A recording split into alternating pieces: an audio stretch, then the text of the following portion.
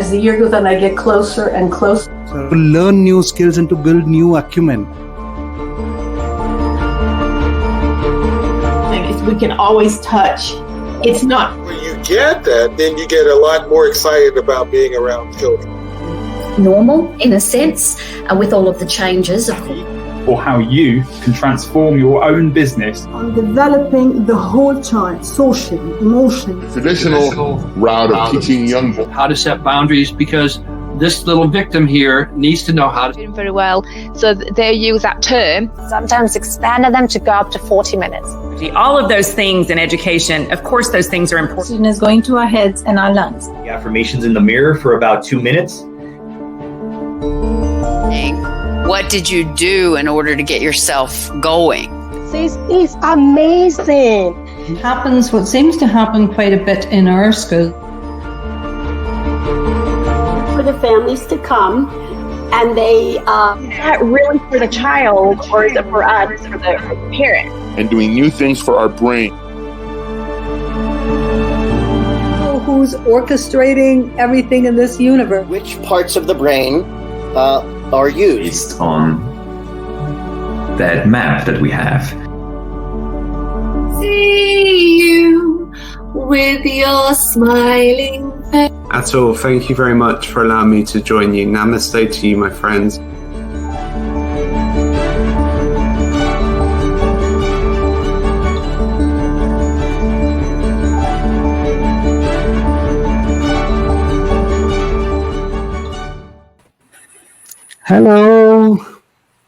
Hello and welcome everyone once again to all of you who have joined us from different parts of the world to our Early Childhood Global Spotlight talk show. I am Atul Tyagi from India. I'm also a co-founder of a preschool chain in the name of WOWkids, having more than 150 centers spread across 20 states of our country. Friends, today let me begin with congratulating all who have joined in from India. Today is 15th of August. It's our Independence Day. And I would like to take the opportunity to congratulate each one of you a very happy 75th Independence Day. All right, friends. Independence Day. Thank you, Marianne. Thank you, Jennifer. All right, friends, if you are just new here, we do these spotlight live streams usually every Sunday, 9 p.m. my time, which is Indian Standard Time, which is 11:30 a.m. Eastern Standard Time in the United States. The point of these shows is to simply inspire others and share more and more knowledge on early childhood. And if you have any question during the show, feel free to leave a comment and we would be happy to take care of them. And we'll take up these questions during the show. So folks, today we have a very special guest from Canada, Jennifer Green Blair. And we're also joined by our very own Marian Herman. Okay. And before we get started, let me give a small introduction to our guests about Jennifer. All right, Jennifer Green Blair is a certified teacher with a variety of wellness and educational qualifications. She has over 17 years of experience working with all ages in the private and public educational systems and close to 20 years working in wellness industry. In addition to her bachelor's in education, she has a degree in environmental science honors and liberal science with specializations in physics and biology, and has additional qualifications in language health and children's wellness education. Furthermore, she is a master trainer for water art, Fitness International Incorporation, where she supports trainer education. Jennifer is also a life success and well-being coach, as well as author of a #1 international best-selling book for children to help them have less stress and anxiety through mindfulness practice and the power of healing breath. Over the last 15 years, she has had a personal consulting business, Stellar Fitness and Travel, where she has worked with corporate, non-profit organizations and individuals of all ages to achieve their dreams through education, wellness, and travel with a unique approach to mindful adventure and experiences. She is qualified to teach aquatic modalities, yoga, meditation, and laughter yoga. She is registered with Yoga Alliance, a member of OFC FPAO as a registered health and exercise practitioner and personal trainer. Welcome, Jennifer, to the show. Thank you so much for having me. Hello. I'm so excited to be here. Great. We also have our very own Marian Herman, who is also a moderator of this community. Who doesn't know her? She's also a founder of our internationally respected Music with Mayor program, which even WOWkids preschools use these program in India. Over to Marian to take this forward. Thank you, Atul. I always am so appreciative of you for having the idea for this group and letting me get involved in such an important level. It means a lot to me. And because I get to meet all these fantastic speakers. And today, bringing on Jennifer, who has such a wonderful, extensive, diverse background. And we're talking about teaching what's not in the textbooks through mindfulness. And Jen, as you can hear from what Atul said about her background, really is very extensively trained in many different areas. So she pulls this together in a way people can understand. A lot of times people hear mindfulness and they just think of this yoga lady that is just all about peace and essential oils.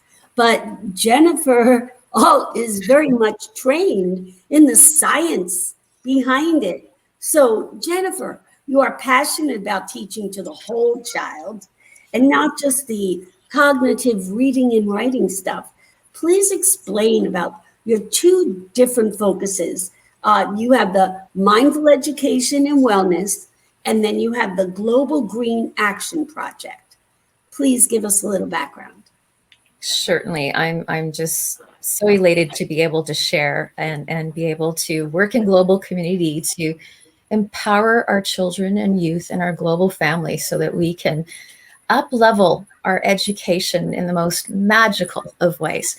So having said that, I've had such a magical journey, on a personal level in terms of health and wellness and mindfulness and what it's done for me on a personal level. And that's sort of what the driving force was in terms of leading me on this path of education and wellness and incorporating mindfulness through action. And thank you for bringing that up, because a lot of people hear mindfulness and that's exactly what they think. They have this belief that mindfulness is sitting there and meditating and essential oils. That's precisely it. And yet mindfulness is so much more. It's really connecting with the inner self. And when you do that, you're able to see the world in such a different way. You live such a much more abundant and happy life. And that just it's a domino effect. It spreads out into the world, and this beautiful energy, becomes this opportunity for wellness and well-being and joy for everyone. And don't we all want to live in a world where we are happier, more resilient, more able to work in community and heal our world on so many levels? What a gift to give to our students and our children. So having said that, yes, I have the mindfulness component to what I offer in my classes and in the retreats and activities that I do outside the classroom. But I also provide this unique opportunity, which is a Global Green Action Project initiative, which sort of ties that in even on a deeper level through action and implementation, if you will. So what that looks like, there's different ways that comes across in the classroom, also in the local and global community. In the simplest of forms, it really is about bringing mindfulness into being in a way that we are able to better work together in community. And when we're able to teach our students and our children to do this in the most simplest of ways by being connected with themselves, they're able to be more resilient. They're able to be more emotionally connected with others, not only their families, but their peers and all those that they connect with, including the environment that they're in. They develop a greater appreciation for animals, for plants, for all life on this planet. And it's just such a powerful way to help our children in terms of the tools that I'm able to share in the classroom, and also share with educators when I'm with them, and parents. And again, what that looks like, I'll go back to what that might look like as examples, because somebody might be going, well, what does that look like in my classroom? It starts with, again, that community piece, which I spoke of. So having children come together in a way where they feel safe and included and able to fully express themselves. And that is by sharing their voice through action and through being able to feel that they are part of a whole. And there's something truly magical when they are empowered to do so. And one of the ways we do that is we start with a community circle. So when you're able to have children sit down and feel safe in an environment where they can share how they feel that day, and one of the easiest ways to do that in community is to share 3 things they're grateful for that day. And it can be as simple as, I'm grateful that mom gave me a hug today. I'm grateful there's a sunny day. You know, those 3 pieces of gratitude that we share in community is empowering. It helps us reflect. It helps us be connected with our emotions. There's that social emotional learning component, right? And then it helps us express and connect the emotion and the words, because many children are struggling. They're having to learn how to connect words with emotion, and that's part of mindfulness. So that gratitude piece is powerful. And when you add it into community, magical things happen, because then children start to develop a deeper level of communicating with each other. They're using language that everyone understands. It becomes universal. The communication of mindfulness at its best. And when they're able to connect with that and they work in community, it then extends into the environment. It extends into understanding how they're truly interconnected with others around them, but also nature, also the beautiful world we're in, the connection we have with animals, plants, all living things, even rocks, right? Even those beautiful stones and rocks and things that we have. And that deep knowing and understanding, when we can give children that gift, goes so far into their educational realm. And that's teaching beyond the textbook. And we're able to explore that through various modalities, through various lessons. And again, we can extend that into incorporating the 5 senses. So the 5 senses, right? I know that Marion, you are this phenomenal music teacher, and you know all about that, right? The beautiful gift of music in our lives, connecting with our spirit in such a beautiful, deep level, and being able to express our voice. You've seen the power that has with children. And that is, that's part of mindfulness, incorporating song, incorporating the gift of sound, expressing our voice in that safe environment. And then, of course, being out in nature is it's Mother Nature's gift to all of us, because we are part of nature. We can't, as much as many of us want to disassociate, we are ultimately part of nature, part and parcel. We are all interconnected. And when we truly get that on a deep, visceral level, the magic happens, because we respect ourselves more, we respect the others we interact with more, and we respect our earth. And so we live a healthier, happier, more meaningful and purposeful life, because we get that. We just get it. And I see this happening with the children when we start with that community circle. We start with the gratitude on a regular basis, and then we tie it into the lessons. It's integrated throughout the day by adding elements of nature in there, elements of action. So mindfulness is a variety of tools that we put in our toolbox. And those are some examples that I've given you, the gratitude aspect in community. But then we want to extend it into full full positive action, because once it's integrated into your being, you want to practice it on a daily basis. And that's where it truly sticks. That's where it truly transforms. And that's where a child is empowered to be the best versions of themselves and live their most resilient and happy life. It's so amazing. And when we can incorporate tools like music, right? We can incorporate tools like creative arts and again, those 5 senses that we talked about. Color, as you can see, I'm all about color.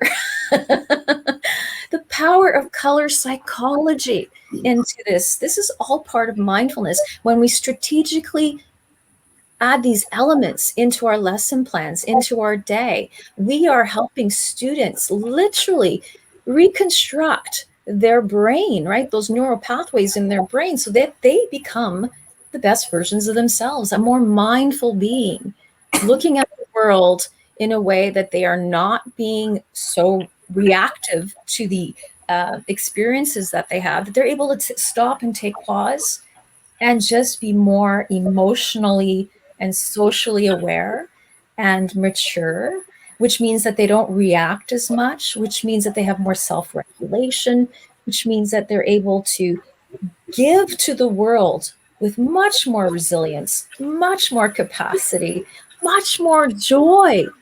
And you know, we all want that as educators, don't we? We want our students to thrive and just bring to the world their golden nuggets, their light in the world. And it's just so exciting. I've seen it time and time again by taking on those 5 elements of our senses, incorporating it into the day-to-day and being consistent, because that consistency is key. And it really makes a huge impact into their health and well-being. But then the most beautiful part is that it's when they start to become the teachers. They start to teach because they're so empowered. They teach their friends, their peers, their family members. They're even teaching the teacher. Now that is truly incredible. I love when that happens. But it's like, I love what you're saying, but it's so simple to put into the little aspects of everything we do. Like when I read The Wide-Mouthed Bullfrog and I get to the part about the mouse with the ears, I always say to the children, look, at the mouse has 2 ears to hear, just like you. Because what I'm doing is, as you say, I'm making that connection for the children to realize I'm a lot like an animal. I am an animal, you know, and those are the little lessons I believe you're talking about, that ways we as teachers, no matter what content area we are teaching, we can always do things to connect to the traditional curriculum. When we're talking about numbers, right, and learning math, we can go outside and skip stones, right? So connecting to the regular curriculum. And I'm sure that there's a lot of other examples of that. And I think that this group, in working with the kids, let's take the infant toddlers a little bit out of this discussion, unless you want to talk about ways that you get them into it as well. But for the 3 to 8-year-olds, how do we put this into traditional curriculum so it becomes teaching more than just the regular curriculum? So that's a great question. I mean, it's actually a question that takes on more than one discussion, because it is something that is ongoing, organic, right? Right? Mm-hmm. Yeah. I think actually for small children, it is very, very difficult. And at the same time, if you want to teach them mindfulness, it is very, very important for the teacher to disconnect them from the past. Whatever has happened at home, they should, the experience in the school should be that they should forget everything. Only then they will be able to focus on the moment. It is very, very important. I think that's one of the very important practices that kindergarten and preschoolers, in case you want to start at an early age, will need to practice. You will have to keep certain practices. I'm sure there must be exercises, there must be certain strategies to get that happening, so that they focus on the moment, because their span of attention is it's very small. They go back, okay, they want to tell everything to the teacher, whatever has happened in the last 24 hours, until they spill that out. They don't feel satisfied, and that's a continuous thing that each one of them wants to do. So I'm sure there will be some powerful exercises which are taught in mindfulness, so that they live in the moment, and they understand, they keep themselves calm, and they listen properly, and then they work on the assignments, whatever is directions are given by the teacher. Anything that you could say on that, Jennifer? Yes, and actually, there's two very powerful tools that we can all incorporate, no matter how old we are, and it works really great with the little wee ones, all the way to adulthood. And two of which I've incorporated in my book, and also in my second book that will come out later. I noticed somebody just made a comment. Listening to the sounds of bird calls, buzzing insects, and rushing water in nearby creeks and streams are great. Fantastic. I love that natural element. Absolutely. Nature sounds, there's a lot of science out there actually talking about the benefits of nature on again, mindfulness and tying nature in. And a lot of the research talks about that, using the sounds of nature into our day to day with our students. In fact, so going back to some of the tools that I was going to discuss, one is using your powerful healing breath.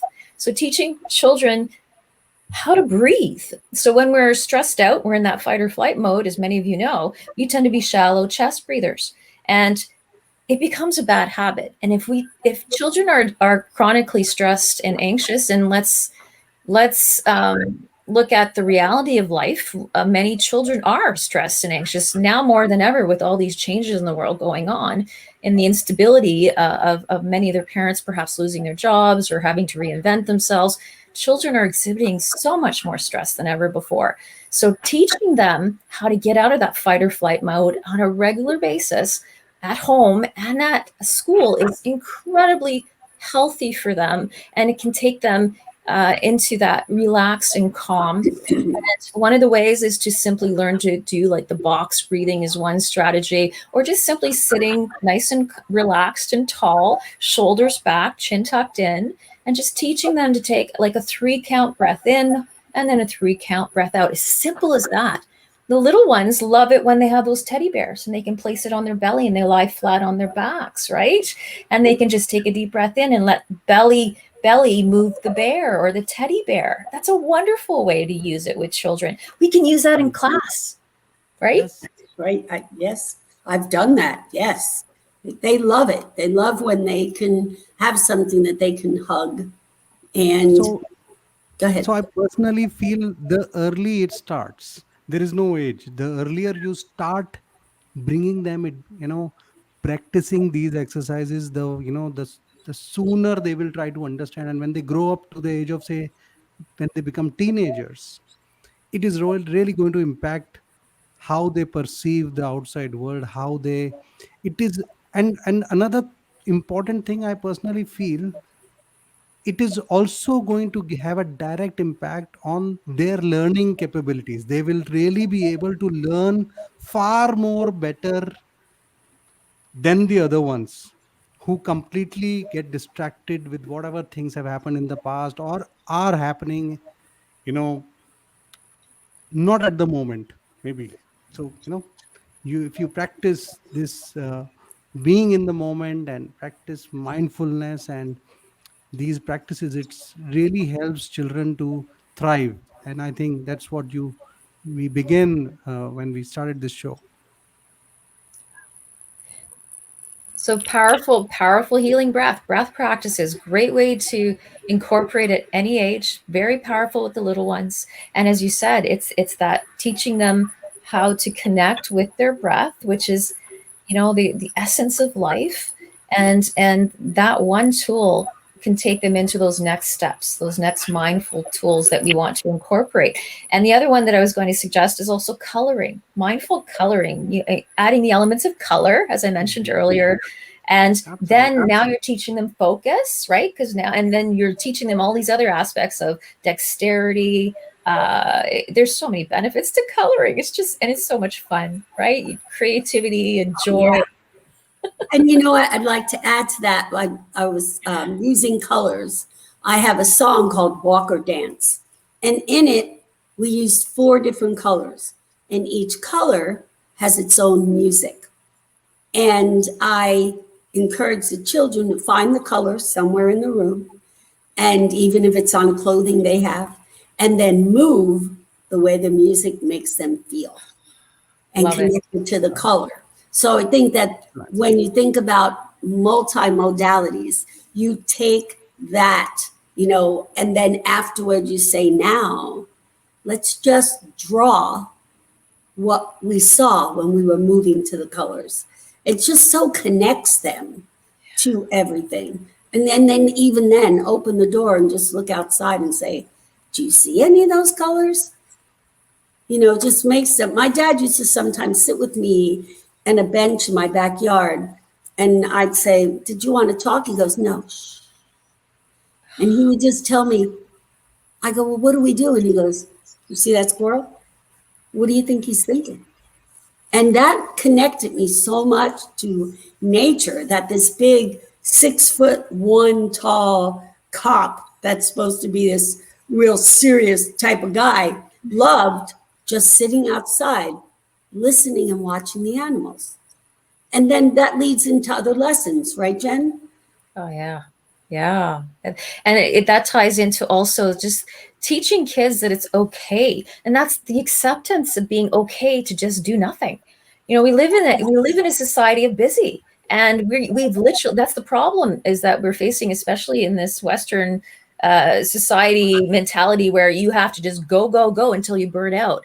And as educators, we have to be those role models. We have to teach kids that it's okay to just sit and be, as you've mentioned, and just enjoy what there is in that moment. Even if it's just looking out your window and enjoying the clouds going by and the blue sky, right? And just experiencing the wind that might just brisk or whisk, what is the word? The wind that touches your skin. I can't think of the word. That's another great thing, yes. And we actually have Dr. Kathleen coming on in a couple of weeks to talk on that subject, that you don't always have to be doing something. It's so important. Parents always scheduling. Yeah, and that literally changes the brain to thinking that you have to be in the fight or flight all the time.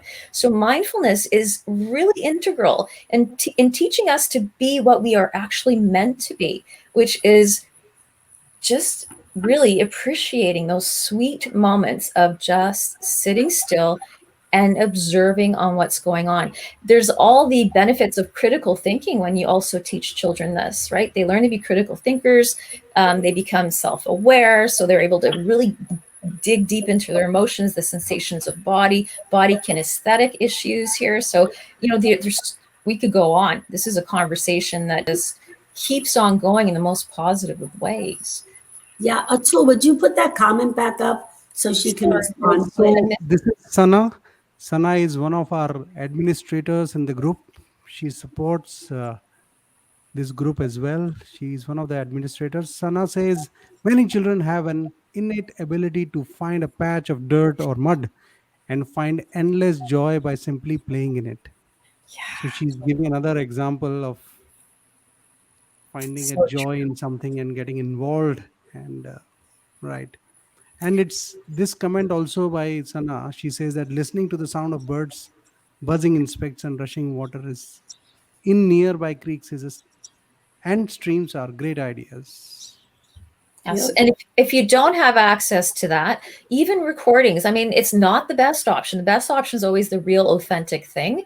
But if you have to go to plan B, recordings of nature. And I've done this in my classroom. So, I talked about gratitude, healing the community circle. There's also the aspect of sound when they're learning throughout the day, incorporating music as you do. And then there's also the nature sounds you can incorporate, and taking mindful minutes several times throughout the day. I like that.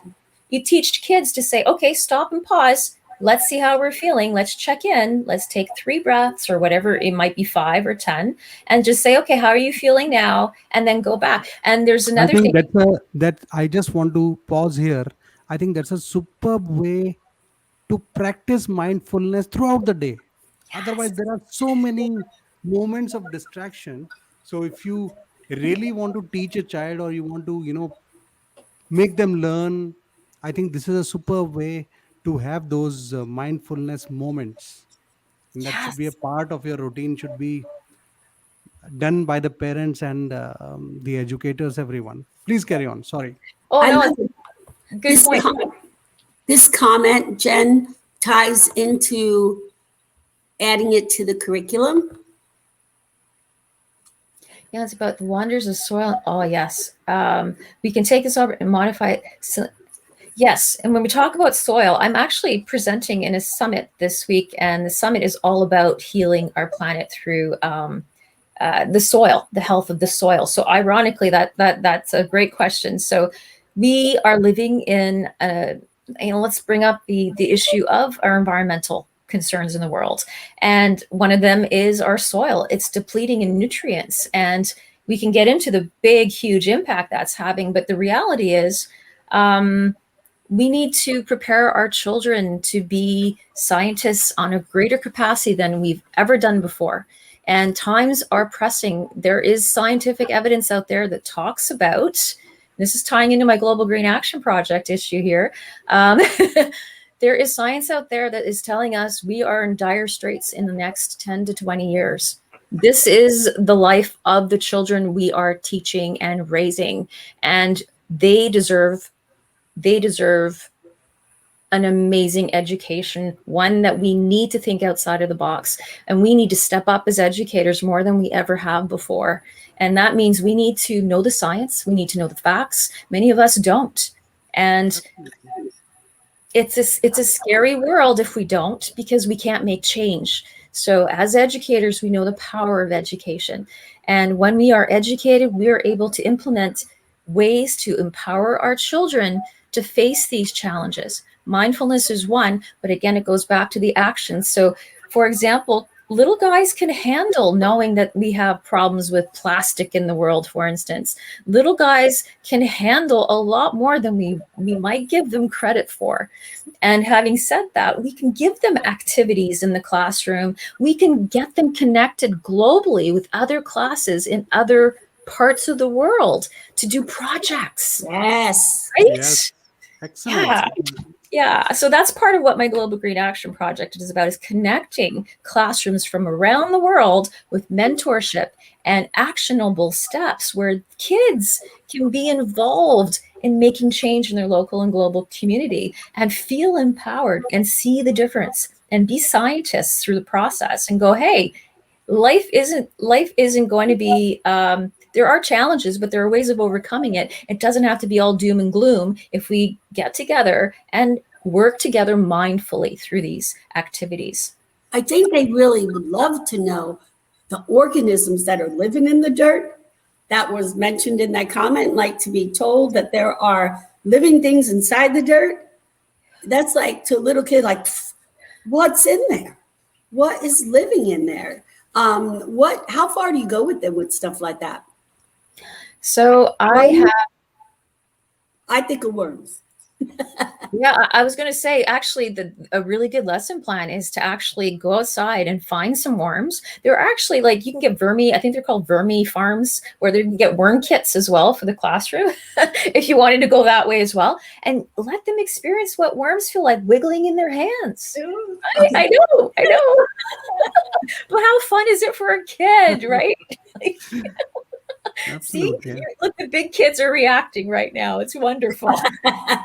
Who you call big kids? Want to read this comment?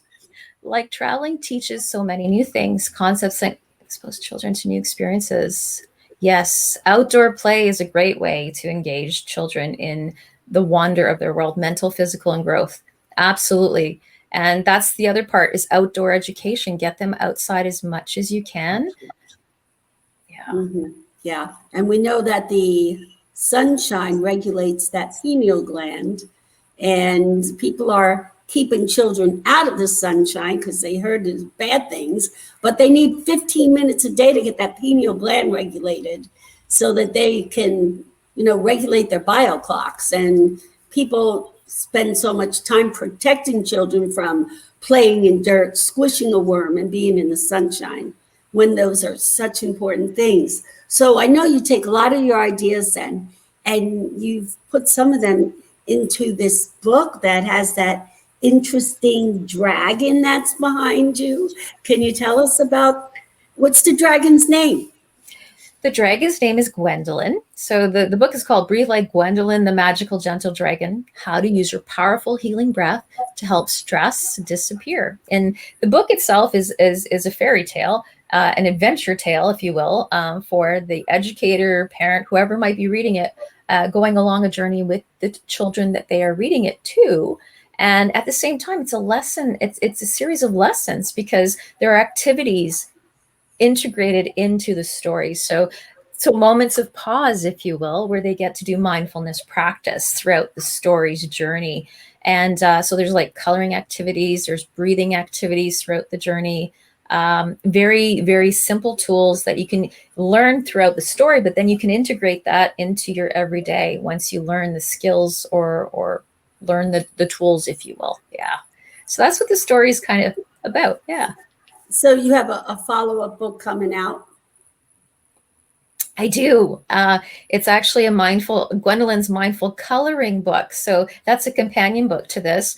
And it has prompts. So every time you go to a coloring page, it asks meaningful, mindful questions to help children connect with their emotions and develop a deeper, more meaningful communication with the person who is asking them those questions. So as we know, mindfulness, when we practice it on a regular basis, it gets better and better and better. It gets integrated into our lives. But one of the benefits is that it helps us be more better communicators, have deeper, more meaningful relationships. So this coloring book helps with that. It has those prompts to further deepen the relationship with the child or the student and the adult, whether it's a parent or an educator. And it's also good for big kids because those prompts are good for any of us. And coloring is good for any age. So you have a bunch of coloring pages with great prompts that help with the idea of developing those deeper, more meaningful relationships through coloring, focus, and mindfulness questions and prompts. Yeah. And we did put the link into the chat at the beginning of this interview so people can find, there it is. Look at that. Look at that. And we're going to do a book launch with you at the end of September, everyone. So if you love it, Atul, why don't you talk about that a little bit? So the fourth Sunday of September, we're planning, to a book launch for Jennifer. So we will have a very esteemed member of the group read the book in case Jennifer allows us to read the book, and then we will give our views to the group, to the global community, and maybe then we can also share the link and promote the book in whatever way we can for Jennifer. So we're just waiting for Jennifer to give us all the details and we finalize the date. So we will promote that and we'll try to launch that in the fourth Sunday of September. Okay. Thank you so much. So it's such a wonderful opportunity to serve and help support our educators, parents, and our kids. It will be our pleasure and honor, I'm sure, because we've not had a book launch on this community. So I think we will have people look forward to it, and let's see how we can help and support and encourage people to write more and more books for children, because that's very, very important. So let's see. Yeah, and we also have Dr. Kathleen Friend that we will most likely be doing something similar as well. I think that we have all these tools through all these fantastically talented people in this group. And no one has to go anywhere else. We're one-stop shopping here. Just you go here and you can find somebody that can talk on any topic. And Jennifer, in closing today, in using, the book, the coloring, the dancing, the movement, all of those things, encourage everyone listening on how, in order to do mindfulness, they don't have to put on a pair of special pants and get a yoga mat. How is it just integrated into normal everyday life? And what can they do to get it started? One of the best ways is to be outside. Mother Nature is miraculous. She is magical. And when you simply learn to be connected with what is already there, what Mother Nature intuitively has integrated into our cells, into our being, we connect with ourselves. We become more resilient. We become calmer. We become more joyful. We become more focused because our 5 senses start to be fully engaged and we become more intuitive. And so ultimately, if you can be out in nature as much as you can, and I know some of us are challenged right now with these crazy times. So by bringing elements of nature into your environment, if you need to, that will also benefit. Plants in your environment, indoor environment, will help with that. For example, my classroom was filled with various, even if you can't have a real plant, even an artificial plant, the psychology of that still helps. It's not fully as effective, but it will still help.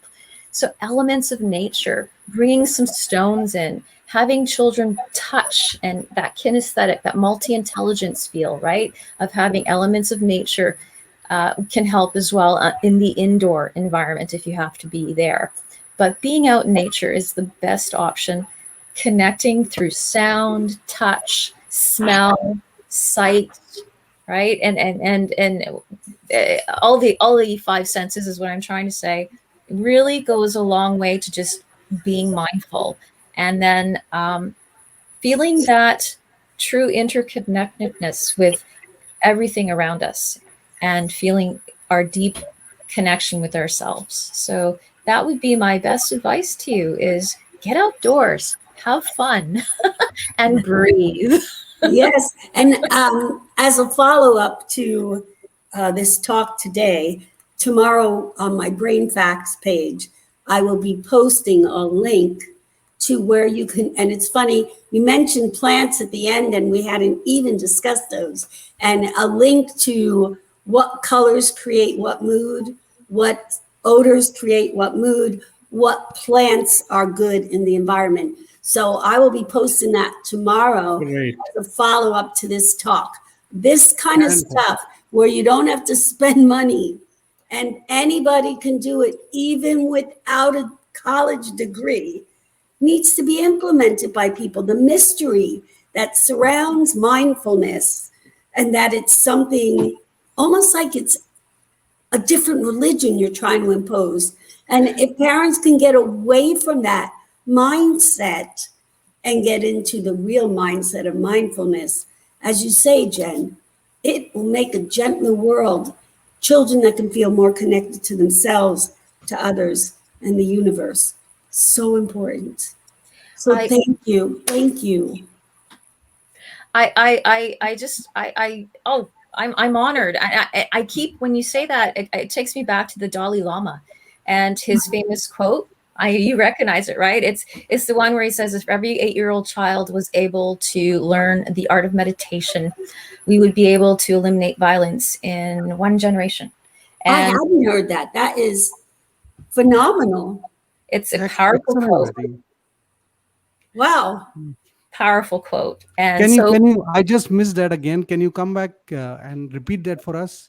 Sure. So the Dalai Lama was heard, and I'm trying to get this as well as I can, but the quote that I've been told that he said is that if every 8-year-old child was taught the art of meditation, in 1 generation, we can eliminate all violence, is what he was heard us saying. So that is really powerful. And again, we're talking meditation and it can be intimidating, but meditation does not have to be a really hard chore. It can be coloring. That is a form of meditation. It can be singing. Singing is a form of meditation as well. Meditation is simply stopping and pausing and breathing. These are all things we can integrate into our lives. That takes 5 minutes here, 5 minutes there. The art of meditation can help us all have a better world in the most amazing, magical ways. Teach it to children. Yes. Right? Well, this has been a very informative and hopefully eye-opening, mind-expanding talk. So, Jennifer, thank you. Please keep sharing your videos. There's always so much value in them. So, Atul, I said my farewells. It's now your turn. All right. All right, friends. So today we had a very amazing spotlight talk show on teaching what's not in textbook through mindfulness.